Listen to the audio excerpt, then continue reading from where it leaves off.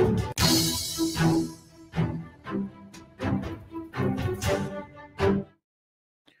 ਸ਼੍ਰੀ ਅਕਾਲ। ਤੁਸੀਂ ਜੁੜੇ ਹੋਏ ਹੋ ਪੰਜਾਬੀ ਰੇਡੀਓ USA ਦੇ ਨਾਲ ਤੇ ਮੈਂ ਹਾਂ ਪ੍ਰਵੀਨ ਸ਼ਰਮਾ ਲੈ ਕੇ ਹਾਜ਼ਰ ਹਾਂ ਪ੍ਰੋਗਰਾਮ ਖਬਰ ਤੇ ਨਜ਼ਰ।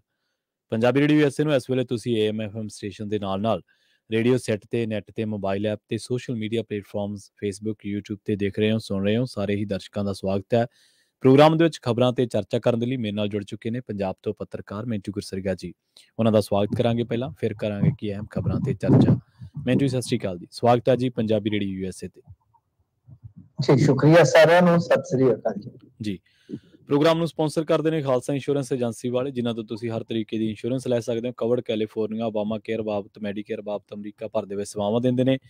ਇਹਨਾਂ ਪਾਲਿਸੀਜ਼ ਦੇ ਬਾਰੇ, ਇਹਨਾਂ ਸੇਵਾਵਾਂ ਦੇ ਬਾਰੇ ਹੋਰ ਜਾਣਕਾਰੀਆਂ ਲੈਣ ਦੇ ਲਈ ਅੱਜ ਹੀ ਡਾਇਲ ਕਰੋ 408-272-2500। ਟਰਕੀਆਨਾ ਇਮੀਗ੍ਰੇਸ਼ਨ ਲਾ ਫਾਰਮ ਵਾਲੇ ਜੇ ਟਰਕੀਆਨਾ ਅਟਾਰਨੀ ਟਰਕੀਆਨਾ ਦੇ ਨਾਲ ਤੁਸੀਂ US ਇਮੀਗ੍ਰੇਸ਼ਨ ਬਾਬਤ ਤੁਹਾਡਾ ਕੋਈ ਵੀ ਸਵਾਲ ਹੈ, ਕੋਈ ਸਲਾਹ ਕਰਨੀ ਹੈ ਤਾਂ ਉਹਨਾਂ ਦੇ ਨਾਲ 415-909-0503 ਤੇ ਗੱਲ ਕੀਤੀ ਜਾ ਸਕਦੀ ਹੈ।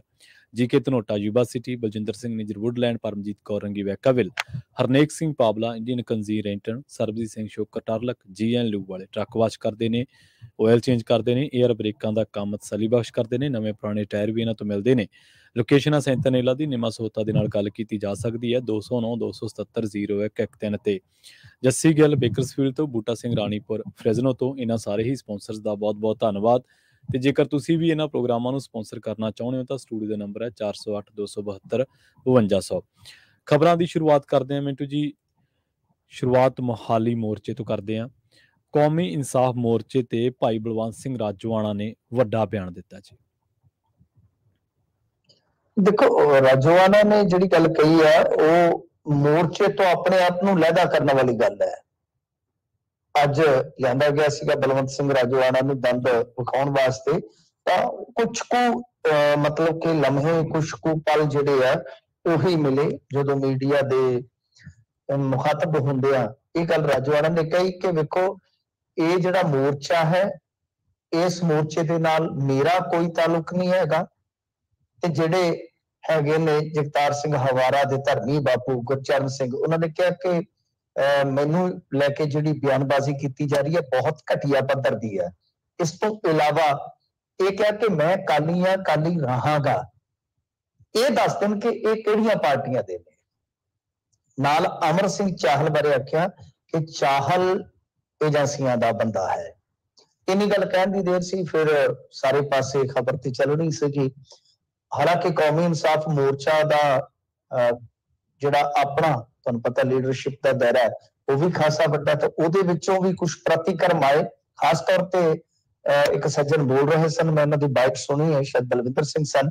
ਉਹ ਕਹਿ ਰਹੇ ਸਨ ਕਿ ਸਾਨੂੰ ਅਕਾਲੀ ਹੋਣ ਤੇ ਐਤਰਾਜ਼ ਨਹੀਂ ਹੈ, ਐਤਰਾਜ਼ ਬਾਦਲ ਫੈਮਿਲੀ ਤੇ ਆ, ਜਿਨ੍ਹਾਂ ਤੁਹਾਡੀ ਭੈਣ ਨੂੰ, ਯਾਨੀ ਸਾਡੀ ਭੈਣ ਕਮਲਦੀਪ ਕੌਰ ਰਾਜੋਆਣਾ ਨੂੰ ਖਿਲਾਰ ਕੇ ਤੇ ਮੁੜ ਕੇ ਹਰਾ ਦਿੱਤਾ, 5ਵੇਂ ਨੰਬਰ ਤੇ ਆਏ ਨੇ। ਇਹ ਬੇਇੱਜ਼ਤੀ ਵਾਲੀ ਗੱਲ ਸੀਗੀ।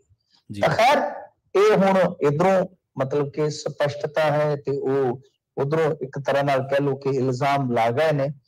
ਮਸਲਾ ਫਿਰ ਉੱਥੇ ਦਾ ਉੱਥੇ ਹੀ ਆ, ਕਿਉਂਕਿ ਜੇ ਤੁਸੀਂ ਦੇਖੋਗੇ ਤਾਂ ਜਿਹੜਾ ਮੋਰਚੇ ਦਾ ਬੈਨਰ ਬਣਿਆ ਹੋਇਆ ਜਾਂ ਫੋਟੋਆਂ ਲੱਗੀਆਂ ਹੋਈਆਂ ਤਾਂ ਉਹਦੇ ਵਿੱਚ ਪਹਿਲੇ ਨੰਬਰ ਤੇ ਤਾਂ ਬਲਵੰਤ ਸਿੰਘ ਰਾਜੋਆਣਾ, ਬਲਵੰਤ ਸਿੰਘ ਰਾਜੋਆਣਾ ਆਪਣੇ ਆਪ ਨੂੰ ਪਾਸੇ, ਗੁਰਦੀਪ ਸਿੰਘ ਖੇੜਾ ਜੀ ਉਹ ਵੀ ਸਾਈਡ ਤੇ ਨੇ, ਪੈਰੋਲ ਕੱਟਣ ਆਏ, ਗੁਰਮੀਤ ਸਿੰਘ ਇੰਜੀਨੀਅਰ ਉਹ ਵੀ ਸਾਈਡ ਤੇ ਨੇ। ਤਾਂ ਓਵਰਆਲ ਜੇ ਤੁਸੀਂ ਦੇਖੋਗੇ ਤਾਂ ਅੱਜ ਵਾਲਾ ਸਾਰਾ ਘਟਨਾਕ੍ਰਮ ਹੈ ਜਿਹੜਾ, ਉਹ ਇਸ ਤਰ੍ਹਾਂ ਦਾ ਸੰਕੇਤ ਦੇ ਗਿਆ ਜਾਂ ਕਹਿ ਲਓ ਕਿ ਇਸ਼ਾਰਾ ਦੇ ਗਿਆ ਕਿ ਸ਼ਾਇਦ ਮਤਲਬ ਕਿ ਬੰਦੀ ਸਿੰਘਾਂ ਦੇ ਵਿੱਚ ਵੀ ਜਿਹੜੀ ਧੜੇਬੰਦੀ ਹੈ ਨਾ, ਉਹਦੇ ਚ ਜਗਤਾਰ ਸਿੰਘ ਹਵਾਰਾ ਕਮੇਟੀ ਆ ਖਾਸ ਤੌਰ ਤੇ ਜਿਹੜੀ, ਕਿ ਬਈ ਇਹ ਮੋਰਚਾ ਉਹਨਾਂ ਦਾ ਹੀ ਆ।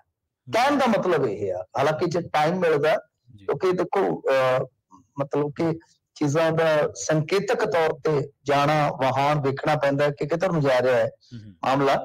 ਜੇ ਤਾਂ ਥੋੜਾ ਲੰਮਾ ਸਮਾਂ ਹੋਵੇ, ਗੱਲ ਜਿਹੜੀ ਹੈ ਹੋਰ ਸਪਸ਼ਟ ਹੁੰਦੀ ਹੈ। ਪਰ ਜਿੰਨਾ ਕੁ ਕਹਿ ਕੇ ਗਏ ਰਾਜੋਆਣਾ, ਤਾਂ ਉਹਦੇ ਵਿੱਚੋਂ ਤਾਂ ਇਹੀ ਸਾਫ਼ ਹੁੰਦਾ ਨਾ ਜੀ ਕਿ ਬਈ ਮੇਰਾ ਮੋਰਚੇ ਦੇ ਨਾਲ ਕੋਈ ਸੰਬੰਧ ਨਹੀਂ ਹੈ।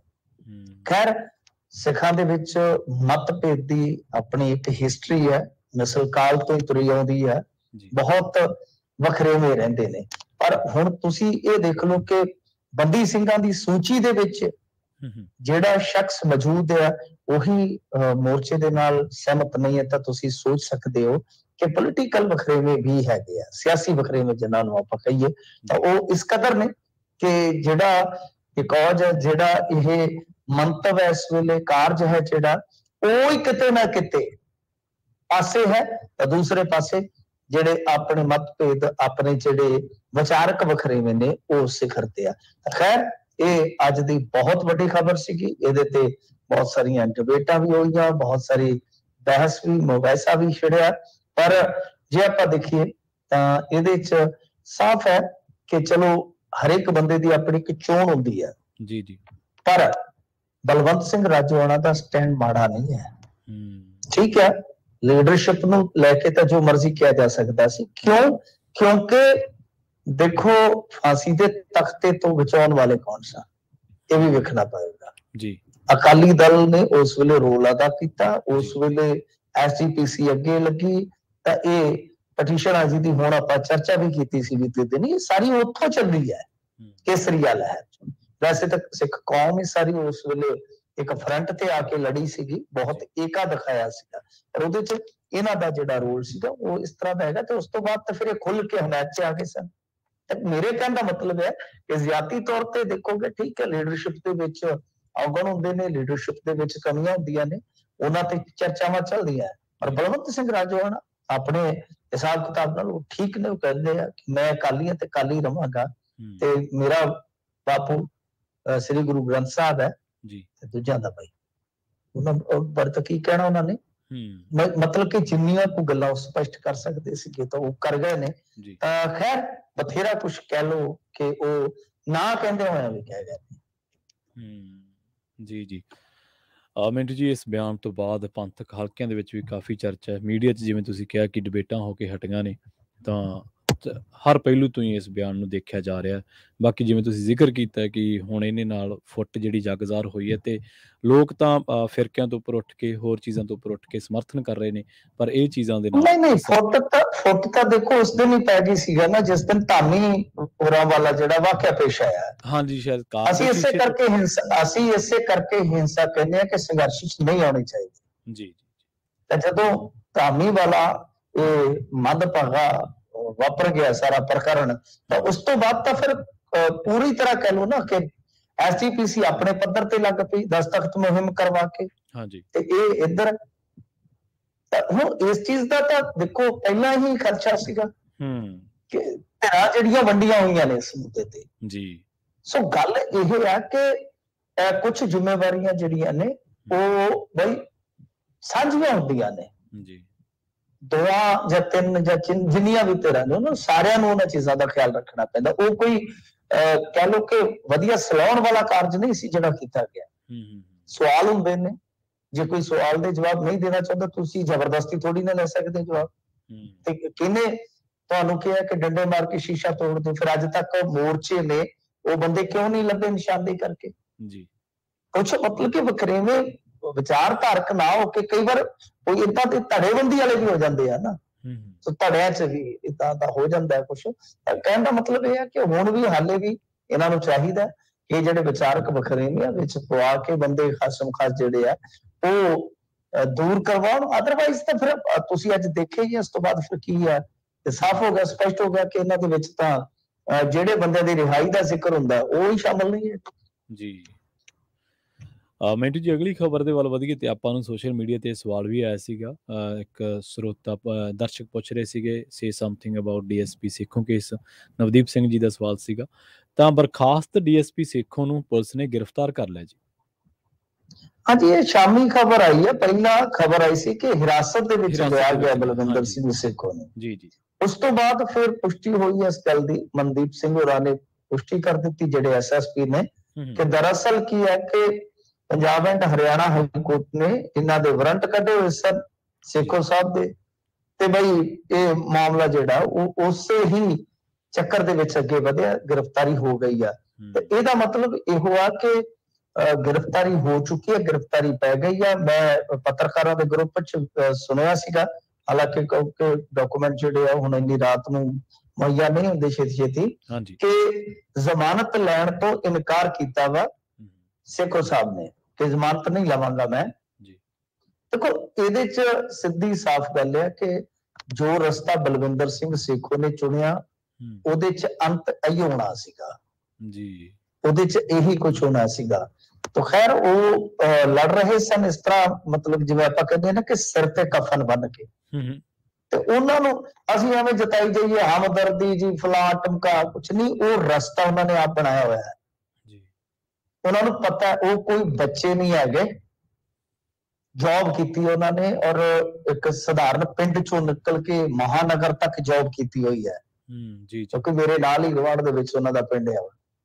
ਤੇ ਖੈਰ ਦੇਖੋ ਇਹ ਸਾਫ਼ ਸੀ, ਸਪਸ਼ਟ ਸੀ ਕਿ ਇੱਕ ਦਿਨ ਉਹਨਾਂ ਨੂੰ ਇਹਨਾਂ ਦੁਸ਼ਵਾਰੀਆਂ ਦਾ ਸਾਹਮਣਾ ਕਰਨਾ ਪਊ। ਹਾਲਾਂਕਿ ਮੈਂ ਉਹਨਾਂ ਦੀ ਮਤਲਬ ਕਿ ਜਿਹੜੀ ਬੋਲਬਾਣੀ ਉਹਦੇ ਨਾਲ ਜ਼ਿਆਦਾ ਸਹਿਮਤ ਨਹੀਂ ਹੁੰਦਾ ਜੀ, ਪਰ ਉਹਨਾਂ ਦੀਆਂ ਗੱਲਾਂ ਜਿਹੜੀਆਂ ਉਹ ਇਹੋ ਜਿਹੀਆਂ ਵੀ ਹੈ ਨਹੀਂ। ਔਰ ਅੱਛਾ, ਇਹ ਜੁਡੀਸ਼ਰੀ ਪੱਤਰਕਾਰਾਂ ਤੇ ਸਵਾਲ ਕਰੇ ਚੱਲਦਾ, ਪੁਲਿਸ ਵਾਲਿਆਂ ਤੇ ਸਵਾਲ ਕਰੇ ਚੱਲਦਾ, ਜੇ ਜੁਡੀਸ਼ਰੀ ਤੇ ਮਾੜਾ ਜਿਹਾ ਕੋਈ ਉਂਗਲ ਰੱਖ ਕੇ ਵੀ ਕੋਈ ਸਵਾਲ ਕਰ ਦੇਵੇ ਤੇ ਤੜਫ ਉੱਠਦੀ ਹੈ ਜੁਡੀਸ਼ਰੀ।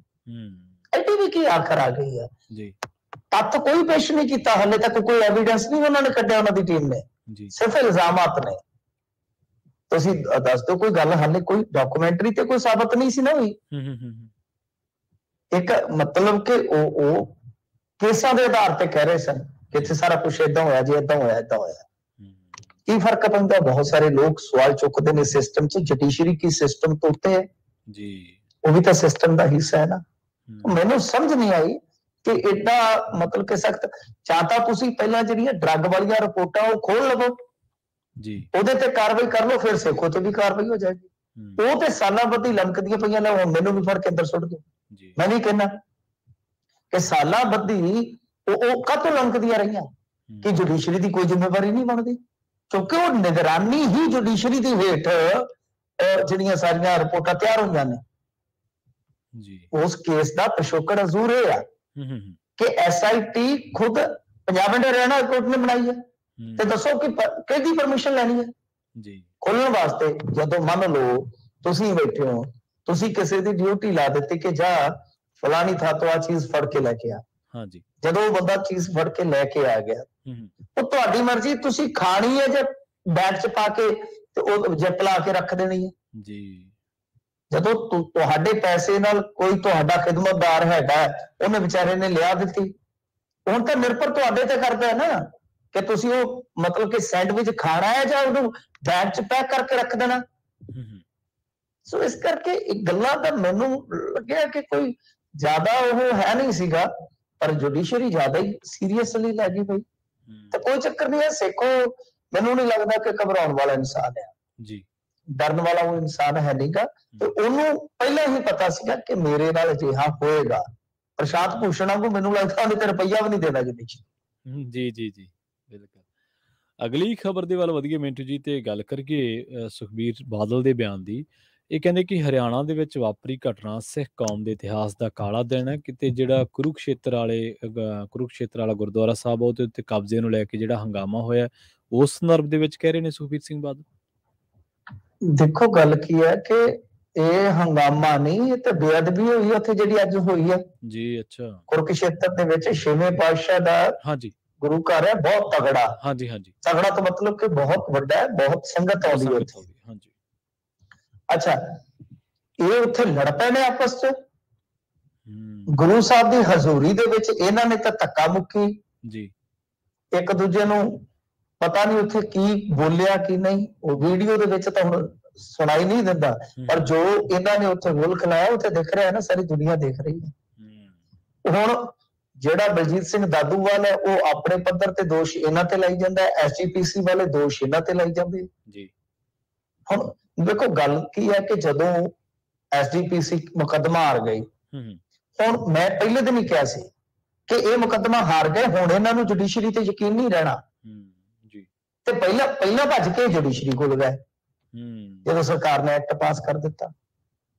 ਅੱਛਾ, ਬਾਅਦ ਦੇ ਵਿੱਚ ਫਿਰ ਰਿਵਿਊ ਪਟੀਸ਼ਨ ਲੈ ਕੇ ਗਏ। ਜਦੋਂ ਤੁਹਾਡਾ ਸੁਪਰੀਮ ਕੋਰਟ ਤੇ ਯਕੀਨ ਹੀ ਨਹੀਂ, ਫਿਰ ਤੁਸੀਂ ਦੁਬਾਰਾ ਕੀ ਲੈਣ ਜਾ ਰਹੇ ਜੀ। ਰਿਵਿਊ ਪਟੀਸ਼ਨ ਵੀ ਖਾਰਜ ਹੋ ਗਈ, ਹੁਣ ਕੀ ਰਹਿ ਗਿਆ? ਤਾਂ ਮਤਲਬ ਕਿ ਅੱਛਾ, ਫਿਰ ਤੁਸੀਂ ਉਹਨਾਂ ਨੂੰ ਚਾਬੀਆਂ ਦੇ ਦਿਓ ਕਿ ਲਓ ਭਾਈ ਸਾਂਭ ਲਓ, ਤੁਸੀਂ ਚਲਾ ਲਓ, ਅਸੀਂ ਚੱਲਦੇ ਹਾਂ। ਇਹ ਚਾਬੀਆਂ ਨਹੀਂ ਸੀ ਦੇ ਰਹੇ ਗੋਲਕਾਂ ਦੀਆਂ। ਉਹਨਾਂ ਨੇ ਕੱਲ ਕੀ ਕੀਤਾ, ਕਟਰ ਲਿਆ ਕੇ ਇਹਨਾਂ ਦੇ ਜਿੰਦਰੇ ਕੱਟ ਕੇ ਤੇ ਆਪਦੇ ਮਾਰ ਲਏ ਦਫ਼ਤਰ ਨੂੰ ਵੀ। ਉੱਥੋਂ ਇਹ ਸਾਰੀ ਪਸੂੜੀ ਪੈਂਦੀ ਅੱਜ। ਉਹ ਮਤਲਬ ਕਿ ਜਿਹੜੇ ਕਰਮਚਾਰੀ ਆ ਕੁਛ ਉਹ ਉੱਥੋਂ ਨਹੀਂ ਨਿਕਲ ਰਹੇ, ਐਸਟੀਪੀਸੀ ਵਾਲੇ, ਇਹਨਾਂ ਨੇ ਕਿਹਾ ਹੋਣਾ, ਉਹ ਆ ਕੇ ਸਮਝ ਲਓ ਕਿ ਚੱਲਦਾ ਦੀਵਾਨ ਵਿੱਚ ਹੀ ਉਹ ਆ ਗਏ ਨੇ ਤੇ ਉੱਥੇ ਹੀ ਬਸ ਧੱਕਾ ਮੁੱਕੀ ਸਾਰਾ ਕੁਛ। ਹੁਣ ਦੋਸ਼ ਉਹ ਉਹਦੇ ਤੇ ਲਾ ਰਿਹਾ। ਬਲਜੀਤ ਸਿੰਘ ਦਾਦੂਵਾਲ ਕਹਿ ਰਿਹਾ ਵਾ ਕਿ ਇਹ ਜੀ ਸਾਨੂੰ ਪ੍ਰਬੰਧ ਸੌਂਪ ਦਿੰਦੇ, ਸੇਵਾ ਸੰਭਾਲ ਦਿੰਦੇ, ਇਹਨਾਂ ਨੇ ਕਿਉਂ ਨਹੀਂ ਸੇਵਾ ਸੰਭਾਲੀ। ਹੁਣ ਜੇ ਅਸੀਂ ਗਏ ਤੇ ਸਾਨੂੰ ਕੁੱਟਣ ਪੈ ਗਏ, ਜਦ ਕਿ ਐਸਜੀਪੀਸੀ ਵਾਲੇ ਤੇ ਕਹਿ ਰਹੇ, ਕਹਿੰਦੇ ਕਿ ਇਹ ਤਾਂ ਕਾਲਾ ਦਿਨ ਆ। ਖੁਦ ਸੁਖਬੀਰ ਸਿੰਘ ਬਾਦਲ ਵੀ ਕਹਿ ਰਹੇ ਆ ਕਿ ਇਤਿਹਾਸ ਦਾ ਕਾਲਾ ਦਿਨ ਹੈ ਬਈ, ਇਹ ਇੰਨਾ ਜ਼ਿਆਦਾ ਉੱਥੇ ਇਹ ਸਾਰਾ ਕੁਝ ਹੋ ਗਿਆ। ਪਰ ਗੱਲ ਇਹ ਆ ਕਿ ਮੇਰੇ ਖਿਆਲ ਦੇ ਨਾਲ ਹੁਣ ਅਕਾਲ ਤਖਤ ਸਾਹਿਬ ਦੇ ਜਥੇਦਾਰ ਨੂੰ ਵੀ ਚਾਹੀਦਾ ਹੈ ਕਿ ਉਹ ਦੋਨਾਂ ਧਿਰਾਂ ਨੂੰ ਉੱਥੇ ਤਲਬ ਕਰੇ, ਦੋਨਾਂ ਨੂੰ ਕਰ ਲਵੇ ਕਿ ਬਈ ਜਦੋਂ ਇਹਨੂੰ ਵੱਡਾ ਨਵੇੜਾ ਕੋਈ ਨਹੀਂ ਹੋ ਰਿਹਾ, ਪਰ ਤੁਸੀਂ ਗੁਰੂ ਸਾਹਿਬ ਦੀ ਹਜ਼ੂਰੀ 'ਚ ਥੋੜੀ ਜਾ ਕੇ ਏਦਾਂ ਕਰੋਗੇ ਕਿ ਅੱਛਾ ਕੀ ਜਾਂਦਾ ਉਹਨਾਂ ਦਾ ਆਰਐਸਐਸ ਐਮ ਕਰਦੀ। ਆਰਐਸਐਸ ਨੂੰ ਤਾਂ ਜ਼ਰੂਰਤ ਹੀ ਨਹੀਂ, ਉਹ ਤਾਂ ਪਿੱਛੇ ਬੈਠੀ ਹੈ ਜੀ, ਤਾਂ ਪਿੱਛੇ ਬੈਠੀ ਹੈ। ਜੁੱਤੀ ਤੋਂ ਹੋ ਰਹੇ ਜੇ ਤੁਸੀਂ, ਲੋਕ ਦੇਖ ਰਹੇ ਨੇ ਕਿ ਗੋਲਕ ਵਾਸਤੇ ਕਿੱਥੋਂ ਦੀ ਕਿੱਥੇ ਪਹੁੰਚ ਗਈ ਹੈ ਕਹਾਣੀ। ਖੈਰ ਉਹਨਾਂ ਨੂੰ ਤਾਂ ਕੁਝ ਕਰਨ ਦੀ ਲੋੜ ਹੀ ਨਹੀਂ, ਤਾਂ ਕਰਵਾ ਰਹੇ ਨੇ ਤੁਹਾਡੇ ਤੋਂ, ਜਾਂ ਤੁਸੀਂ ਆਪ ਹੀ ਕਰੀ ਜਾ ਰਹੇ ਹੋ ਜੀ, ਤਮਾਸ਼ਾ ਕਰ ਰਹੇ ਹੋ ਤੁਸੀਂ। ਕਿਹੜੀ ਸੇਵਾ, ਗੋਲਕਾਂ ਦੀ ਲੜਾਈ ਹੈ ਬਸ। ਖੈਰ ਇਹ ਮਾਮਲਾ ਬਹੁਤ ਸ਼ਰਮਨਾਕ ਹੈ। ਕੁਰੂਕਸ਼ੇਤਰ ਦੇ ਵਿੱਚ ਜੋ ਹੋਇਆ ਮੰਦਭਾਗਾ। ਹੁਣ ਸਾਨੂੰ ਨਹੀਂ ਪਤਾ ਕਿਸ ਧਿਰ ਦਾ ਕਸੂਰ ਜ਼ਿਆਦਾ ਹੈ, ਕਿਸ ਦਾ ਘੱਟ ਆ, ਪਰ ਜੋ ਵੀ ਵਿਜ਼ੂਅਲ ਨੇ, ਜੋ ਵੀ ਤਸਵੀਰਾਂ ਨੇ, ਬਹੁਤ ਹੀ ਕਹਿ ਲਈਏ ਕਿ ਬਹੁਤ ਹੀ ਮੰਦਭਾਗੀਆਂ ਨੇ। ਐਸੀਆਂ ਤਸਵੀਰਾਂ ਗੁਰੂ ਘਰ ਚੋਂ ਤੇ ਕਤਈ ਨਹੀਂ ਆਉਣੀਆਂ ਚਾਹੀਦੀਆਂ। ਤੇ ਹੁਣ ਮਨੋਹਰ ਲਾਲ ਖੱਟਰ ਕਹੀ ਜਾਂਦਾ, ਉਹ ਕਹਿੰਦਾ ਜੀ ਜਦੋਂ ਸੁਪਰੀਮ ਕੋਰਟ ਚ ਕੇਸ ਹੀ ਹਾਰ ਗਿਆ, ਕਮੇਟੀ ਹੁਣ ਆਪਣੇ ਪੱਧਰ ਤੇ ਸਾਰਾ ਕੁਝ ਕਰ ਰਹੀ, ਉਹ ਅਮਲ ਚ ਲਿਆ ਰਹੇ ਆ। ਅਸੀਂ ਤਾਂ ਮਤਲਬ ਸਿੱਧਾ ਕਹਿ ਰਿਹਾ ਕਿ ਅਸੀਂ ਤਾਂ ਬਾਈ ਸੁਪਰੀਮ ਕੋਰਟ ਵਾਲਾ ਫੈਸਲਾ ਜਿਹੜਾ ਅਮਲ ਚ ਲਿਆ ਰਿਹਾ, ਤਾਂ ਇਹਨਾਂ ਨੂੰ ਸੋਚਣਾ ਚਾਹੀਦਾ ਸੀ ਨਾ, ਜਦੋਂ ਤੁਸੀਂ ਮੰਨੋ ਜਾਂ ਨਾ ਮੰਨੋ ਕੀ ਫਰਕ ਪੈਂਦਾ ਜ਼ਰੂਰ, ਤੁਸੀਂ ਨਾ ਮੰਨੋ ਇੰਡੀਆ ਦੀ ਸੁਪਰੀਮ ਕੋਰਟ ਨੂੰ, ਕੋਈ ਫਰਕ ਪਵੇਗਾ ਸੁਪਰੀਮ ਕੋਰਟ ਜੀ? ਇੱਥੇ ਰਹਿੰਦੇ ਨਾਗਰਿਕ ਤੇ ਕਾਨੂੰਨ ਲਾਗੂ ਹੋ ਜਾਣਾ, ਉਹ ਫੈਸਲਾ ਲਾਗੂ ਹੋ ਜਾਣਾ, ਤੁਸੀਂ ਮੰਨੋ ਜਾਂ ਨਾ ਮੰਨੋ ਕੀ ਫਰਕ ਪੈਂਦਾ। ਤਾਂ ਜਦੋਂ ਤੁਹਾਨੂੰ ਪਤਾ ਲੱਗ ਗਿਆ ਤਾਂ ਬਈ ਹੁਣ ਉਹਦੀ ਆੜ ਦੇ ਵਿੱਚ ਉਹ ਕਹਿ ਰਹੇ ਨੇ ਕਿ ਹਾਂ ਜੀ ਅਸੀਂ ਤੇ ਲਾਗੂ ਕਰਵਾ ਰਹੇ ਹਾਂ ਫੈਸਲਾ। ਕੀ ਜਵਾਬ ਹੈ ਤੁਹਾਡੇ ਜੀ? ਅਗਲੀ ਖਬਰ ਦੇ ਵੱਲ ਵਧੀਆ ਮਿੰਟੂ ਜੀ, ਤੇ ਗੱਲ ਕਰੀਏ ਐਨਆਰਆਈ ਦੀ। ਏਅਰਪੋਰਟ ਤੋਂ ਲੱਡੂ ਖਰੀਦ ਲਏ ਐਨਆਰਆਈ ਨੇ, ਤੇ ਬਾਅਦ ਦੇ ਵਿੱਚ ਇਹੀ ਲੱਡੂ ਸਿਆਪਾ ਬਣ ਗਏ ਇਹਦੇ ਲਈ। ਦੇਖੋ ਲੱਡੂ ਖਰੀਦੇ ਨੇ ਤੇ ਲੱਡੂ ਨੂੰ ਉੱਲੀ ਲੱਗੀ ਸੀਗੀ। ਸਿਆਪੇ ਵਾਲੀ ਗੱਲ ਤੇ ਇਹੀ ਹੋਈ ਕਿ ਬਹੁਤ ਵੱਡੀ ਸ਼ਾਪ ਸੀਗੀ ਏਅਰਪੋਰਟ ਤੇ, ਅੰਮ੍ਰਿਤਸਰ ਏਅਰਪੋਰਟ ਦਾ ਮਾਮਲਾ ਹੈ। ਉਹਦੇ ਵਿੱਚ ਇਹੀ ਹੋਇਆ ਕਿ ਉਕਤ ਐਨਆਰਆਈ ਨੇ ਉਹ ਬੜਾ ਮਤਲਬ ਕਿ ਚਾਹ ਦੇ ਨਾਲ ਡੱਬਾ ਖਰੀਦਿਆ, ਇਥੋਂ ਚੜੇ ਨੇ ਅੰਮ੍ਰਿਤਸਰੋਂ, ਤੇ ਜਾ ਕੇ ਜਦੋਂ ਦਿੱਲੀ ਦੇ ਵਿੱਚ ਲੈਂਡ ਹੋਏ ਜਾ ਕੇ ਦੇਖਿਆ ਤੇ ਉਹਦੇ ਤੇ ਉੱਲੀ ਲੱਗੀ ਹੋਈ ਸੀ ਜੀ। ਐਨਆਰਆਈ ਨੇ ਅੰਮ੍ਰਿਤਸਰ ਏਅਰਪੋਰਟ ਅਥਾਰਟੀ ਤੇ food safety and standard authority of India FSSAI ਕਹਿੰਦੇ ਉਹਨੂੰ, ਦੋਨਾਂ ਨੂੰ ਹੀ ਸ਼ਿਕਾਇਤ ਭੇਜੀ ਹੈ ਕਿ ਬਈ ਆ ਜਿਹੜਾ BBC ਵੈਸੇ US ਦੇ ਵਿੱਚੋਂ ਸੀ, ਸੈਂਟ ਜੋਸ ਦੀ ਰਹਿਣ ਵਾਲੀ ਸੀਗੀ ਉਹ, ਤਾਂ ਉਹ ਬੀਬੀ ਨੇ ਕਿਹਾ ਕਿ ਆ ਸਾਰਾ ਕੁਝ ਮੇਰੇ ਨਾਲ ਹੋਇਆ ਹੈ। ਤਾਂ ਉਹ ਤਸਵੀਰਾਂ ਵੀ ਨਾਲ ਆਈਆਂ ਨੇ, ਵਾਇਰਲ ਹੋ ਗਈਆਂ ਨੇ, ਪਰ ਇਹ ਬਹੁਤ ਮਾੜੀ ਗੱਲ ਹੈ। ਅੰਮ੍ਰਿਤਸਰ ਏਅਰਪੋਰਟ ਤੇ ਤਾਂ ਕੋਈ ਨਾ ਕੋਈ ਏਦਾਂ ਦਾ ਕਹਿ ਲਓ ਕਿ ਇਹਨਾਂ ਦੀ ਤਮਾਸ਼ਗਰੀ ਹੁੰਦੀ ਕੋਈ ਨਾ ਕੋਈ ਜੀ। ਹਰੇਕ ਹਫ਼ਤੇ ਹਰੇਕ ਮਹੀਨੇ ਕਦੇ ਇਹਨਾਂ ਦੇ ਟੈਸਟ ਗਲਤ ਨਿਕਲ ਆਉਂਦੇ ਆ, ਕਦੇ ਇਹਨਾਂ ਦੇ ਯਾਤਰੂ ਤੇ ਛੱਡ ਕੇ ਫਲਾਈਟ ਹੀ ਨਿਕਲ ਤੁਰਦੀ ਹੈ ਜੀ, ਕਦੇ ਕੁਛ ਕਦੇ ਫਲਾਈਟ ਆਉਂਦੀ ਨਹੀਂ ਵੇਲੇ ਨਾਲ, ਉੱਥੇ ਕੁਛ ਨਾ ਕੁਛ ਹੋਏ ਹੀ ਰਹਿੰਦਾ ਹੈ। ਸੋ ਜਿੱਥੇ ਵੀ ਕਮੀਆਂ ਪੇਸ਼ੀਆਂ ਅਥਾਰਟੀ ਨੂੰ ਚਾਹੀਦਾ ਹੈ ਕਿ ਉਹਨਾਂ ਨੂੰ ਦਰੁਸਤ ਕੀਤਾ ਜਾਵੇ। ਬਿਲਕੁਲ ਗਲਤ ਗੱਲ ਹੈ, ਕਿਸੇ ਦੀ ਸਿਹਤ ਨਾਲ ਖਿਲਵਾੜ ਕਰ ਰਹੇ ਹੋ ਤੁਸੀਂ। ਤੇ ਜਿਹੜੀ ਉਹ ਸ਼ਾਪ ਹੈ ਨੰਬਰ 1 ਸ਼ਾਪ ਗਿਣੀ ਜਾਂਦੀ ਹੈ ਅੰਮ੍ਰਿਤਸਰ ਦੇ ਵਿੱਚ, ਜਿਹੜੀ ਉੱਥੇ ਤੁਸੀਂ ਆਪ ਹੀ ਹਿਸਾਬ ਲਾ ਲਓ, ਏਅਰਪੋਰਟ ਦੇ ਅੰਦਰ ਸਧਾਰਨ ਬੰਦਾ ਥੋੜੀ ਨਾ ਜਾ ਕੇ ਉੱਥੇ ਕੋਈ ਰੇਹੜੀ ਲਾ ਲੈਗਾ ਜੀ। ਬਿਲਕੁਲ, ਤਾਂ ਇਹ ਬਹੁਤ ਘਟੀਆ ਹਰਕਤ ਹੈ। ਜੁਰਮਾਨਾ ਪਊਗਾ ਇਹਨਾਂ ਨੂੰ, ਇੱਕ ਮੋਟਾ ਜੁਰਮਾਨਾ ਪਊਗਾ ਜੀ। ਅਗਲੀ ਖਬਰ ਦੇ ਵੱਲ ਵਧੀਆ ਮਿੰਟੂ ਜੀ, ਤੇ ਗੱਲ ਕਰੀਏ ਕੈਨੇਡਾ ਦੇ ਵਿੱਚ ਜਿਹੜੇ ਸਟੂਡੈਂਟ ਪਹੁੰਚ ਰਹੇ ਨੇ, ਉਹਨਾਂ ਦੇ ਵਿੱਚ ਵੱਡੀ ਗਿਣਤੀ ਪੰਜਾਬ ਤੋਂ ਜਾਣ ਵਾਲੇ ਸਟੂਡੈਂਟਸ ਦੀ ਹੈ ਜੀ। ਦੇਖੋ ਇਹ ਅੰਕੜੇ ਆ ਗਏ, 22 ਖਤਮ ਹੋ ਗਏ, ਹੁਣ ਅੰਕੜੇ ਆ ਗਏ ਜੀ, 23 ਦਾ ਬਸ ਕੰਮ ਤਿਆਰਾ ਹੈ ਕਿ ਫਿਰ ਉਹ ਗਿਣਤੀ ਟੁੱਟ ਜਾਏਗੀ। ਤਾਂ 2,26,000 ਇੰਟਰਨੈਸ਼ਨਲ ਸਟੂਡੈਂਟ ਜਿਹੜੇ ਆ ਉਹ ਇੰਡੀਆ ਤੋਂ ਪਹੁੰਚੇ ਨੇ ਉੱਥੇ। ਵੈਸੇ ਤੇ 5.5 ਲੱਖ ਇੰਟਰਨੈਸ਼ਨਲ ਸਟੂਡੈਂਟ ਪਹੁੰਚੇ ਆ ਵਾ ਪਿਛਲੇ ਸਾਲ, ਯਾਨੀ 22 ਦੇ ਵਿੱਚ। ਤੇ ਇਹਦੇ ਚ ਜਿਹੜਾ 2,26,000 ਇੰਡੀਆ ਚੋਂ ਗਿਆ ਵਾ, ਤਾਂ ਉਹਦੇ ਚ 80,000 ਆਪਣੇ ਪੰਜਾਬ ਤੇ ਚੰਡੀਗੜ੍ਹ ਤੋਂ ਹੀ ਆ। ਮਤਲਬ ਕਿ ਕਹਿ ਸਕਦੇ ਹਾਂ ਕਿ ਇੱਕ ਵੱਡਾ ਹਿੱਸਾ ਸਾਡੇ ਹੀ ਨੌਜਵਾਨਾਂ ਦਾ ਜਿਹੜਾ ਪੜ੍ਹਾਈ ਵਾਸਤੇ ਉੱਥੇ ਜਾ ਰਿਹਾ ਵਾ। ਤੇ ਇੱਕ ਪਾਸੇ ਉਧਰ ਨੂੰ ਤਾਂ ਬਹੁਤ ਵੱਡਾ ਰੁਝਾਨ ਆ, ਤੁਸੀਂ ਹਿਸਾਬ ਲਾ ਲਓ। ਅਭੀ ਤੇ ਨਹੀਂ ਤੁਸੀਂ ਉਹ ਖਬਰ ਪੜ੍ਹੀ ਹੋਣੀ ਹੈ ਕਿ 148 ਟੈਕਨੀਕਲ ਕਾਲਜ ਜਿਹੜੇ ਆ ਕੁਝ ਸਾਲਾਂ ਦੇ ਵਿੱਚ ਹੀ ਬੰਦ ਹੋ ਗਏ। ਤੇ ਕਿੱਥੇ ਉਹ ਜਿਹੜੇ ਟੈਕਨੀਕਲ ਜਾਂ ਕਹਿ ਲਓ ਕਿ ਪੋਲੀਟੈਕਨੀਕਲ ਕਾਲਜ ਜਿਹੜੇ ਸੀਗੇ ਉਹਨਾਂ ਦੀ ਝੰਡੀ ਸੀਗੀ। ਮੈਨੂੰ ਯਾਦ ਆ ਅਸਮ ਤੱਕ ਵੀ ਸਟੂਡੈਂਟ ਇੱਥੇ ਆਉਂਦੇ ਹੁੰਦੇ ਸਨ। ਹਾਂਜੀ, ਹਿਸਾਬ ਲਾ ਲਓ ਡਿਗਰੀ ਵਾਸਤੇ, ਡਿਪਲੋਮੇ ਵਾਸਤੇ। ਖੁਦ ਮੈਂ ਆਪਣੇ ਕਾਲਜ ਚ ਵੇਖੇ ਨੇ ਨਾਰਥ ਈਸਟ ਦੇ ਬੱਚੇ ਪੜ੍ਹਦੇ। ਬਿਹਾਰ ਤੇ ਤਾਂ ਆਮ ਹੀ, ਕਿਉਂਕਿ ਸਾਡੇ ਏਰੀਏ ਚ ਬਹੁਤ ਵੱਡਾ ਕਾਲਜ ਹੁੰਦਾ ਸੀਗਾ। ਖੈਰ ਉਹ ਵੀ ਬੰਦ ਹੋ ਗਿਆ, ਉਹ ਵੀ ਬੰਦ ਹੋ ਗਿਆ, ਉਹਦਾ ਵੀ ਭੋਗ ਪੈ ਗਿਆ। ਤਾਂ ਇਹ ਹੈ ਕਿ ਇੱਕ ਪਾਸੇ ਸਾਡੇ ਸਟੂਡੈਂਟ ਉਧਰ ਜਾ ਰਹੇ, ਪਰ ਸਾਡੇ ਆਪਣੇ ਕਾਲਜ ਬੰਦ ਹੋ ਰਹੇ ਆ। ਕਿਉਂ? ਕਿਉਂਕਿ ਉਹਨਾਂ ਦੀਆਂ ਸੀਟਾਂ ਹੀ ਨਹੀਂ ਪੂਰੀਆਂ ਹੋ ਰਹੀਆਂ, ਸੀਟਾਂ ਖਾਲੀ ਰਹਿ ਜਾਂਦੀਆਂ। ਹੁਣ ਜਦੋਂ ਮੰਨ ਲਓ ਕਿਸੇ ਸਾਲ 1,44,000 ਸੀਟਾਂ ਸੀ ਜਿਹੜੀਆਂ ਘੱਟ ਕੇ ਅੱਧ ਚ ਰਹਿ ਗਈਆਂ 71-72,000, ਤੇ ਫਿਰ ਕਾਲਜ ਤਾਂ ਅੱਧੇ ਬੰਦ ਹੋਣਗੇ ਹੈ ਨਾ। ਸੋ ਇਹ ਇੱਕ ਦੁਖਾਂਤਕ ਅੰਕੜੇਬਾਜ਼ੀ ਹੈ ਕਿ ਚਲੋ ਵਧੀਆ ਜਿਹਨੇ ਜਾਣਾ, ਆਪਾਂ ਕਿਸੇ ਨੂੰ ਰੋਕ ਨਹੀਂ ਸਕਦੇ, ਕਿਉਂਕਿ ਹਰੇਕ ਬੰਦੇ ਦੀ ਆਪਣੀ ਜ਼ਿੰਦਗੀ ਹੈ, ਉਹਦੇ ਆਪਣੇ ਹਿਸਾਬ ਨਾਲ ਨਿਰਣਾ ਲੈਣਾ ਕਿ ਕਿੱਥੇ ਜਾਣਾ ਵਾ। ਪਰੰਤੂ ਇਹ ਆ ਕਿ ਇੱਕ ਤਾਂ ਇਹ ਹੈ, ਤੁਸੀਂ ਹੁਣ ਇਹਨੂੰ ਮਲਟੀਪਲਾਈ ਕਰ ਲਓ।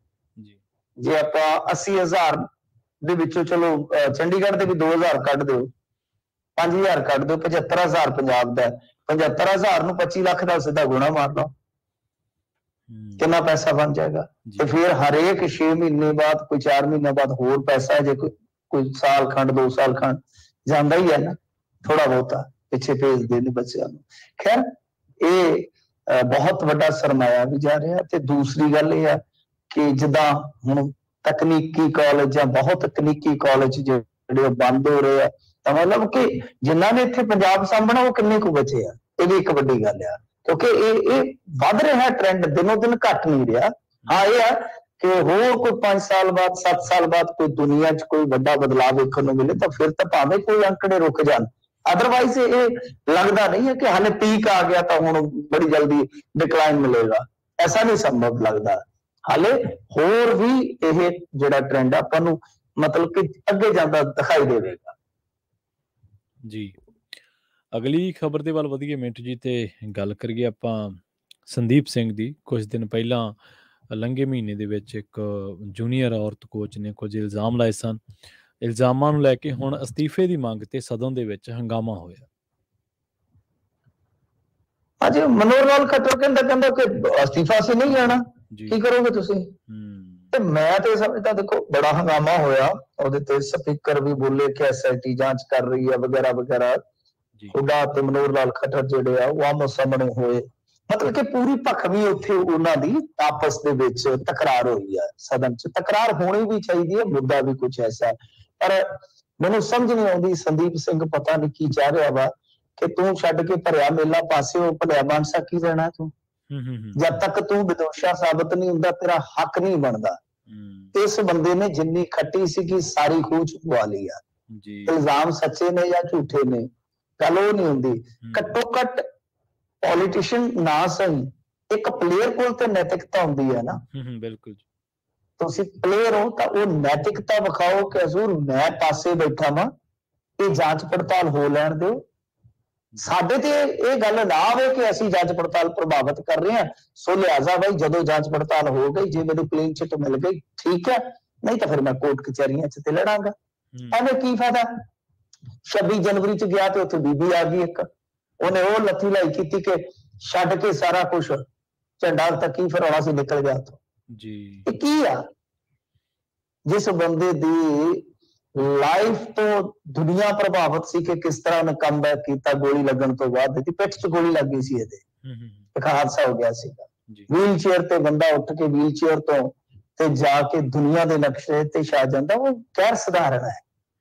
ਤਾਂ ਆਪਣੀਆਂ ਪ੍ਰਾਪਤੀਆਂ ਜਿਹੜੀਆਂ ਉਹਦੇ ਮੱਦੇ ਨਜ਼ਰ ਰੱਖਦਿਆਂ ਮੈਨੂੰ ਨਹੀਂ ਲੱਗਦਾ ਕਿ ਇਹਨਾਂ ਆਪਣਾ ਤਮਾਸ਼ਾ ਹੋਰ ਕਰਵਾਉਣਾ ਚਾਹੀਦਾ। ਸੰਦੀਪ ਸਿੰਘ ਨੂੰ ਪਾਸੇ ਹੋਣਾ ਚਾਹੀਦਾ ਇੱਕ ਵਾਰੀ ਸਾਰੀਆਂ ਚੀਜ਼ਾਂ ਤੋਂ ਅਸਤੀਫਾ ਦੇ ਕੇ। ਜੀ ਜੀ, ਤੇ ਜਾਂਦੇ ਜਾਂਦੇ ਗੱਲ ਕਰੀਏ ਮਿੰਟੂ ਜੀ, ਆਈਫੋਨ ਦੇ ਲਈ ਡਿਲੀਵਰੀ ਬੁਆਏ ਦਾ ਕਤਲ ਕਰ ਦਿੱਤਾ ਜੀ।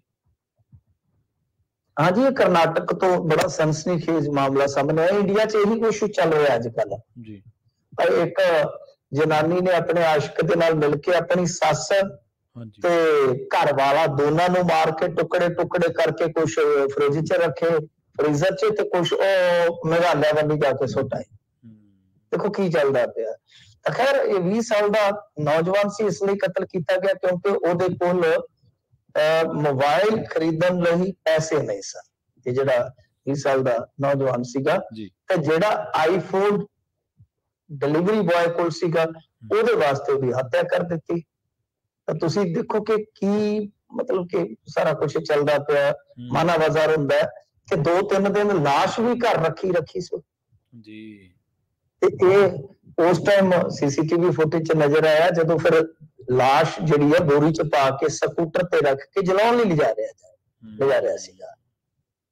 ਤਾਂ ਦੋਸ਼ੀ ਨੂੰ ਪੈਟਰੋਲ ਪੰਪ ਤੋਂ ਬੋਤਲ 'ਚ ਪੈਟਰੋਲ ਖਰੀਦਦੇ ਵੀ ਦੇਖਿਆ ਗਿਆ। ਜੀ ਖੈਰ ਇਹ ਦੋਸ਼ੀ ਨੇ ਜੋ ਦੱਸਿਆ ਪੁਲਿਸ ਦੇ ਕੋਲ ਕਿ ਆਈਫੋਨ ਆਨਲਾਈਨ ਆਰਡਰ ਕੀਤਾ ਸੀ, ਜਿਸ ਦੀ ਕੀਮਤ 46,000 ਰੁਪਏ ਸੀ। ਠੀਕ ਹੈ ਇਹ ਸੈਕੰਡ ਹੈਂਡ ਸੀਗਾ। ਜੀ ਤੇ ਇਹ ਮੁਲਜ਼ਮ ਜਿਹੜਾ ਸੀਗਾ ਬਿਨਾਂ ਪੈਸੇ ਦਿੱਤੇ ਮੋਬਾਈਲ ਲੈਣਾ ਚਾਹੁੰਦਾ ਸੀ, ਇਸ ਲਈ ਉਹਨੇ ਡਿਲੀਵਰੀ ਬॉय ਦਾ ਕਤਲ ਕਰ ਦਿੱਤਾ। ਉਹ ਮਤਲਬ ਹੁੰਦਾ ਨਾ ਕਿ ਜਦੋਂ ਤੁਹਾਡੇ ਕੋਲ ਆ ਜਾਂਦਾ ਸੰਤ ਸਮਾਨਾ ਤੇ ਪੈਸੇ ਉਦੋਂ ਹੱਥੋਂ ਹੱਥੀ ਲੈਂਦੇ ਨੇ, ਹਾਂਜੀ ਉਹਨੂੰ ਕਹਿੰਦੇ ਹੋਮ ਡਿਲੀਵਰੀ। ਸ਼ਾਇਦ ਜੀ ਜੀ ਹੋਮ ਡਿਲੀਵਰੀ ਜਦੋਂ ਹੁੰਦੀ ਹੈ ਤੇ ਉਦੋਂ ਉਹ ਪੈਸੇ ਦਿੰਦੇ ਨੇ, ਡਿਲੀਵਰੀ ਤੋਂ ਬਾਅਦ ਪੈਸੇ ਦਿੰਦੇ ਆ। ਸਭ ਉਹਨਾਂ ਦੇ ਕੋਲ ਮੋਡ ਹੁੰਦੇ ਨੇ ਕਿ ਤੁਸੀਂ ਕਿਵੇਂ ਲੈਣਾ ਚਾਹੁੰਦੇ ਹੋ। ਜੀ ਤਾਂ ਇਹਨੇ ਇਹੀ ਚੂਜ਼ ਕਰਕੇ ਕਿ ਜਦੋਂ ਆਏਗਾ ਮੈਂ ਪੈਸੇ ਦੇ ਦਿਆਂਗਾ, ਤਾਂ ਬੇਈਮਾਨ ਹੋ ਗਿਆ। ਹੁਣ ਦੇਖੋ ਉਸ ਗਰੀਬ ਨੂੰ ਡਿਲੀਵਰੀ ਬॉय ਕੋਲ ਕੀ ਹੁੰਦਾ ਹੈ। ਜੀ ਮਤਲਬ ਕਿ ਇੱਕ ਆਈਫੋਨ ਲਈ ਡਿਲੀਵਰੀ ਬॉय ਜਿਹੜਾ ਮਾਰ ਕੱਟਿਆ, ਤੇ ਲਾਸ਼ ਵੀ ਜਿਹੜੀ ਆ 3 ਦਿਨ ਤੱਕ ਆਪਣੇ ਘਰ 'ਚ ਰੱਖੀ ਦਾ। ਜੀ ਇਨਸਾਨੀਅਤ ਨੂੰ ਸ਼ਰਮਸਾਰ ਕਰਨ ਵਾਲੀਆਂ ਕਈ ਵਾਰੀ ਘਟਨਾਵਾਂ ਵਾਪਰਦੀਆਂ। ਮਿੰਟੂ ਜੀ ਡਿਲੀਵਰੀ ਬॉय ਉਹ ਮਾਤੜ ਵਿਚਾਰਾ ਜੌਬ ਕਰਦਾ ਹੋਣਾ, ਛੋਟੀ ਮੋਟੀ ਨਾਲ ਕੋਈ ਹੋਰ ਕੰਮ ਕਰਦਾ ਬਾਕੀ ਹੋਣਾ। ਇਹ ਵਿਚਾਰੇ ਮੁੰਡੇ 5-7 ਹਜ਼ਾਰ ਰੁਪਏ ਤੇ ਹਾਂਜੀ ਜੌਬ ਹਾਂਜੀ ਕਰਦੇ ਨੇ, ਜੀ ਜ਼ਿਆਦਾ ਪੈਸੇ ਨਹੀਂ ਹੁੰਦੇ। ਮੈਂ ਤੇ ਦੇਖਦਾ ਰਹਿਣਾ ਇੱਥੇ ਸਾਡੇ ਸ਼ਹਿਰ, ਤੇ ਉਹ ਹੂੰ ਵਿਚਾਰੇ ਸਾਰਾ ਦਿਨ ਭੱਜੇ ਭੱਜੇ ਫਿਰਦੇ ਆ। ਫਿਰਦੇ ਕੋਈ ਰਹਿੰਦੇ ਆ ਕਮਿਸ਼ਨ ਤੇ ਕੰਮ ਕਰਦਾ ਹੈ, ਕੋਈ ਕਿਤੇ ਕੋਈ ਜੀ ਕਿਤੇ। ਬਹੁਤ ਨਿੰਦਣਯੋਗ ਤੇ ਬਹੁਤ ਕਹਿ ਲਈਏ ਕਿ ਬੇਰਹਿਮੀ ਵਾਲੀ ਗੱਲ ਹੈ। ਜੀ ਮਿੰਟੂ ਜੀ ਇਹਨਾਂ ਖਬਰਾਂ ਤੇ ਖਾਸ ਜਾਣਕਾਰੀਆਂ ਦੇ ਲਈ ਤੁਹਾਡਾ ਬਹੁਤ ਬਹੁਤ ਧੰਨਵਾਦ ਜੀ। ਜੀ ਸ਼ੁਕਰੀਆ। ਜੀ ਪ੍ਰੋਗਰਾਮ ਖਬਰ ਤੇ ਨਜ਼ਰ ਦੇ ਪਹਿਲੇ ਹਿੱਸੇ ਦੇ ਵਿੱਚ ਆਪਣੇ ਨਾਲ ਜੁੜੇ ਸਨ ਪੰਜਾਬ ਤੋਂ ਮਿੰਟੂ ਗੁਰਸਰੀਗਾ ਜੀ, ਜਿਨ੍ਹਾਂ ਦੇ ਨਾਲ ਆਪਾਂ ਕਈ ਅਹਿਮ ਖਬਰਾਂ ਨੂੰ ਲੈ ਕੇ ਚਰਚਾ ਕੀਤੀ ਹੈ। ਵੇਲਾ ਹੋ ਚੱਲਿਆ ਇੱਕ ਸ਼ਾਰਟ ਬ੍ਰੇਕ ਦਾ। ਜਿਵੇਂ ਮਿੰਟੂ ਜੀ ਨੇ ਜ਼ਿਕਰ ਕੀਤਾ, ਜਾਂਦੇ ਜਾਂਦੇ ਆਈਫੋਨ ਦੇ ਲਈ ਡਿਲੀਵਰੀ ਬॉय ਦਾ ਕਤਲ, ਤਾਂ ਇਸੇ ਤਰ੍ਹਾਂ ਦੀਆਂ ਕਈ ਘਟਨਾਵਾਂ ਵਾਪਰੀਆਂ। ਪਿਛਲੇ ਦਿਨੀ ਆਪਾਂ ਖਬਰਾਂ ਵੀ ਕੀਤੀਆਂ। ਲਿਵ ਇਨ ਰਿਲੇਸ਼ਨ ਦੇ ਵਿੱਚ ਜਿਹੜੇ ਜੋੜੇ ਰਹਿੰਦੇ ਆ, ਦੋ ਔਰਤਾਂ ਨਿੱਕੀ ਯਾਦਵ ਤੇ ਮੇਗਾ ਨੂੰ ਉਹਨਾਂ ਦੇ ਪ੍ਰੇਮੀਆਂ ਨੇ ਕਤਲ ਕਰ ਦਿੱਤਾ। ਉਹਨਾਂ ਦੇ ਫਲੈਟਾਂ ਦੇ ਵਿੱਚੋਂ ਲਾਸ਼ਾਂ ਮਿਲੀਆਂ। ਇਸੇ ਤਰ੍ਹਾਂ ਸੁਧਾ ਬਾਲਕਰ ਨਾਂ ਦੀ ਇੱਕ ਕੁੜੀ ਸੀ, ਮੁਟਿਆਰ ਸੀ, ਉਹਦਾ ਵੀ ਉਹਦੇ ਪ੍ਰੇਮੀ ਨੇ ਕਤਲ ਕੀਤਾ। ਇੱਕ ਹਾਰਦਿਕ ਸ਼ਾਹ ਸੀ, ਜਿਹਨੇ ਆਪਣੀ ਪ੍ਰੇਮਿਕਾ ਮੇਗਾ ਦਾ, ਜਿਹੜੀ ਕਿ ਨਰਸ ਸੀਗੀ, ਉਹਦਾ ਕਤਲ ਕਰ ਦਿੱਤਾ। ਹਾਲਾਂਕਿ ਉਹਦਾ ਗੁਜ਼ਾਰਾ ਜਿਹੜਾ ਉਹ ਮੇਗਾ ਦੀ ਕਮਾਈ ਤੇ ਹੀ ਚੱਲਦਾ ਸੀਗਾ, ਉਹ ਇੱਕ ਨਰਸ ਸੀਗੀ ਪੇਸ਼ੇ ਦੇ ਵਜੋਂ। ਸੋ ਇਹੋ ਜਿਹੀਆਂ ਬਹੁਤ ਸਾਰੀਆਂ ਘਟਨਾਵਾਂ ਵਾਪਰੀਆਂ। ਹੁਣ ਵੀ ਜਿਹੜੀ ਕੌਮੀ ਅਪਰਾਧ ਰਿਕਾਰਡ ਬਿਊਰੋ ਹੈ NCRB, ਉਹਨੇ ਜਿਹੜੇ ਸਰਵੇਖਣ ਕਰਵਾਏ ਆ, ਉਹਨਾਂ ਦੇ ਵਿੱਚ ਕਈ ਸਨਸਨੀਖੇਜ਼ ਖੁਲਾਸੇ ਹੋਏ ਆ। ਇਹਨਾਂ ਗੱਲਾਂ ਨੂੰ ਹੀ ਲੈ ਕੇ ਇਹਦੇ ਤੇ ਹੀ ਚਰਚਾ ਕਰਾਂਗੇ ਇੱਕ ਬ੍ਰੇਕ ਤੋਂ ਬਾਅਦ। ਤੇ ਦੂਜਾ, ਰੇਤ ਮਾਫੀਏ ਨੇ 1 ਸਾਲ ਪਹਿਲਾਂ ਪੁਲਿਸ ਦੇ ਡਿਪਟੀ ਸੁਪਰਡੈਂਟ ਸੁਰਿੰਦਰ ਸਿੰਘ ਉੱਤੇ ਦਿਨ ਦਿਹਾੜੇ ਡੰਪਰ ਚੜਾ ਦਿੱਤਾ ਸੀਗਾ, ਤੇ ਹੁਣ ਲਾਲੜੂ ਦੀ ਸ਼ਾਮਲਾਟ ਜ਼ਮੀਨ ਦੇ ਵਿੱਚੋਂ ਰਾਤ ਦੇ ਹਨੇਰੇ ਦੇ ਵਿੱਚੋਂ ਚੋਰੀਓਂ ਰੇਤਾ ਕੱਢ ਰਿਹਾ ਸੀ ਕੋਈ, ਤੇ ਉਹਦੇ ਤੇ ਇਤਰਾਜ਼ ਕੀਤਾ ਗੁਰਚਰਨ ਸਿੰਘ ਨੇ, ਤੇ ਗੁਰਚਰਨ ਸਿੰਘ ਦਾ ਕਤਲ ਕਰ ਦਿੱਤਾ ਗਿਆ। ਯਾਨੀ ਕਿ ਇਤਰਾਜ਼ ਕਰਨ ਦੀ ਕੀਮਤ ਗੁਰਚਰਨ ਸਿੰਘ ਨੂੰ ਆਪਣੀ ਜਾਨ ਦੇ ਕੇ ਚੁਕਾਉਣੀ ਪਈ। ਸੋ ਇਹਨਾਂ ਹੀ ਖਬਰਾਂ ਨੂੰ ਲੈ ਕੇ ਆਪਾਂ ਚਰਚਾ ਕਰਾਂਗੇ। ਜੁੜੇ ਰਹੋ ਪੰਜਾਬੀ ਰੇਡੀਓ USA ਦੇ ਨਾਲ। ਜਲਦ ਵਾਪਸੀ ਇੱਕ ਸ਼ਾਰਟ ਬ੍ਰੇਕ ਤੋਂ ਬਾਅਦ।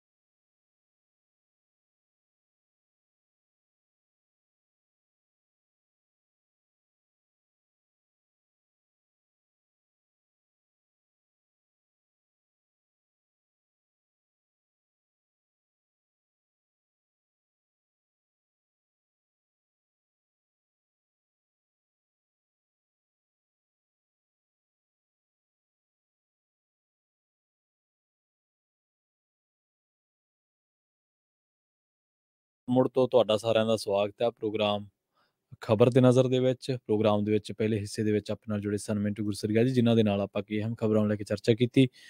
ਵੱਧਦੇ ਹਾਂ ਅਗਲੀਆਂ ਕੁਝ ਖਬਰਾਂ ਦੇ ਵੱਲ। ਜਿਵੇਂ ਜ਼ਿਕਰ ਕੀਤਾ ਸੀਗਾ ਕਿ ਲਾਲੜੂ ਦੀ ਸ਼ਾਮਲਾਟ ਜ਼ਮੀਨ ਦੇ ਵਿੱਚੋਂ ਰਾਤ ਦੇ ਹਨੇਰੇ ਦੇ ਵਿੱਚੋਂ ਜਦੋਂ ਚੋਰੀਓਂ ਰੇਤਾ ਕੱਢਣ ਤੇ ਗੁਰਚਰਨ ਸਿੰਘ ਨੇ ਇਤਰਾਜ਼ ਕੀਤਾ ਤਾਂ ਇਸ ਇਤਰਾਜ਼ ਕਰਨ ਦੀ ਕੀਮਤ ਗੁਰਚਰਨ ਸਿੰਘ ਨੂੰ ਆਪਣੀ ਜਾਨ ਦੇ ਕੇ ਚੁਕਾਉਣੀ ਪਈ। ਮੁਲਜ਼ਮਾਂ ਨੇ ਇਸ 60 ਸਾਲਾ ਵਿਅਕਤੀ ਤੇ ਟਰੈਕਟਰ ਟਰਾਲੀ ਚੜਾ ਦਿੱਤਾ। ਉਸ ਦਾ ਪੁੱਤ ਇਸ ਜਾਨਲੇਵਾ ਹਮਲੇ ਦੇ ਵਿੱਚ ਬੜੀ ਮੁਸ਼ਕਲ ਦੇ ਨਾਲ ਬਚਿਆ। ਰੇਤੇ, ਬਜਰੀ ਤੇ ਪੱਥਰ ਦਾ ਗੈਰ ਕਾਨੂੰਨੀ ਖਨਨ ਕਰਨ ਵਾਲਿਆਂ ਨੂੰ ਕਿਸੇ ਦਾ ਖੌਫ ਨਹੀਂ ਹੈ।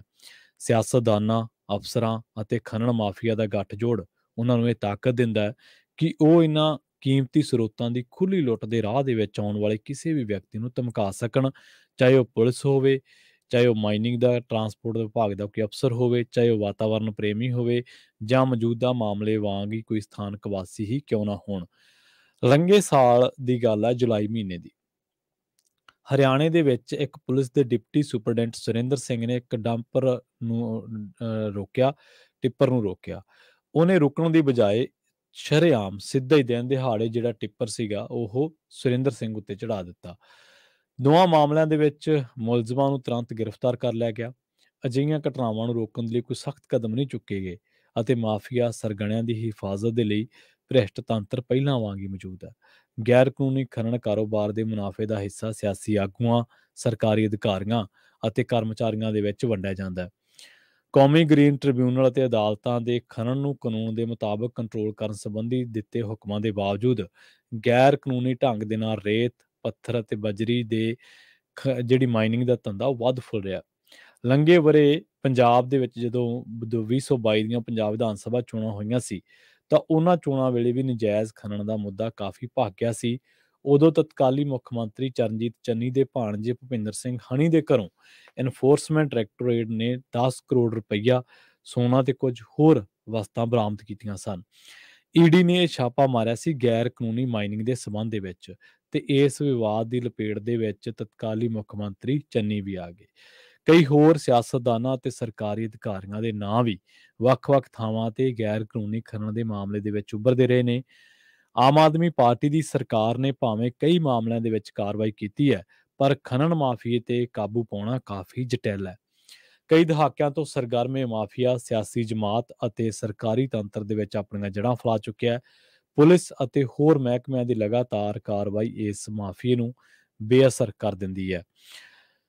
ਗੁਰਚਰਨ ਸਿੰਘ ਦਾ ਕਤਲ ਨਾ ਸਿਰਫ ਇੱਕ ਦੁਖਾਂਤਕ ਘਟਨਾ, ਸਗੋਂ ਇਹ ਵੀ ਦੱਸਦੀ ਹੈ ਕਿ ਸਰਕਾਰ, ਪ੍ਰਸ਼ਾਸਨ ਤੇ ਪੁਲਿਸ ਲਈ ਅੱਖਾਂ ਵੀ ਖੋਲ੍ਹਦੀ ਹੈ ਕਿ ਇਸ ਮਾਫੀਏ ਦੇ ਨਾਲ ਸੰਬੰਧਿਤ ਲੋਕਾਂ ਨੂੰ ਕਿਵੇਂ ਕਾਨੂੰਨ ਦਾ ਕੋਈ ਡਰ ਭੈ ਨਹੀਂ ਹੈ, ਨਾ ਹੀ ਉਹਨਾਂ ਨੂੰ ਕਿਸੇ ਦੀ ਜਾਨ ਦੀ ਪਰਵਾਹ ਹੈ।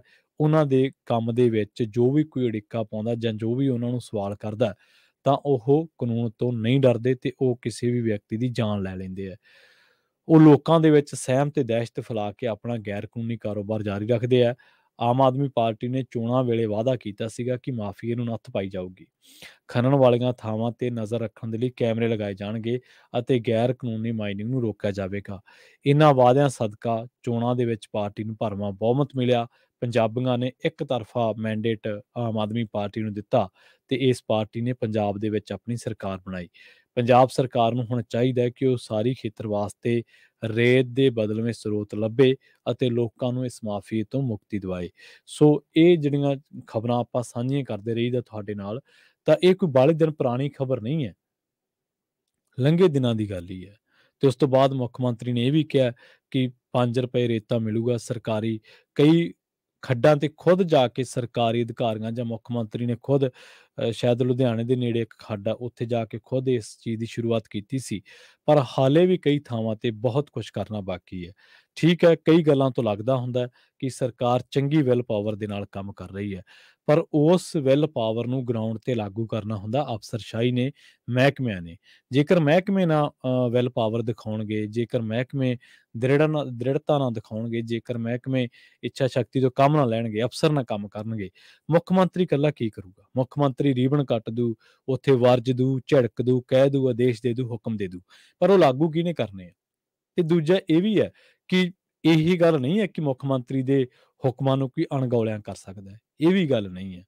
ਜਿਹੜੇ ਜਿਹੜੇ ਸਿਸਟਮ ਦੇ ਤਹਿਤ ਕੋਈ ਪ੍ਰਸ਼ਾਸਨ, ਕੋਈ ਮਹਿਕਮਾ, ਕੋਈ ਅਦਾਰਾ ਚੱਲ ਰਿਹਾ ਹੈ, ਉਹ ਸਿਸਟਮ ਦਾ ਉਹ ਮੁਖੀ ਹੈ, ਉਹ ਸਟੇਟ ਦਾ ਮੁਖੀ ਹੈ। ਇਸ ਕਰਕੇ ਸਭ ਤੋਂ ਵੱਧ ਅਖਤਿਆਰ ਮੁੱਖ ਮੰਤਰੀ ਕੋਲ ਨੇ। ਪਰ ਇਹਦੇ ਲਈ ਬੜੀ ਜਟਿਲਤਾ ਹੈ।